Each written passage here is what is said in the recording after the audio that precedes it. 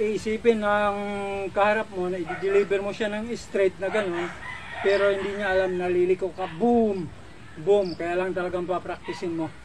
Pati yung galaw ng katawan, kailangan makuha mo para mayroong puwersa. Okay? Ito yung pag ginawa mo siya, ganito siya. So kung nandito harapan, isipin mo, andito. So isipin niya, ang palo mo talaga normal sa paluan ito. Kaya lang ikaw, andito ka, bam! Siya! Yan siya. Ay, bam! Yan siya. So, parehas siya, mga sulit yung mga susunod. Yan. Okay? Dito siya. Parang yung katawan, ibabatak mo doon, boom! Ay, bam! Tapos, bam! Ilulod mo yung iyong weight sa harap.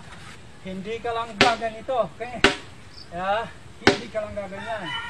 Yan. Hindi lang ganon. Hindi lang ganyan. Although, okay yun. Okay naman yun. Hindi siya mali. Pero kung gusto mo mas malakas, marami kasing gumagawa nun. Pero pag gusto mo mas malakas, ilulod mo, transfer mo yung weight mo mula likod hanggang harap. Yung 50-50 na tayo mo, magsi 70-30 ka. So pag nandito ka, may siya.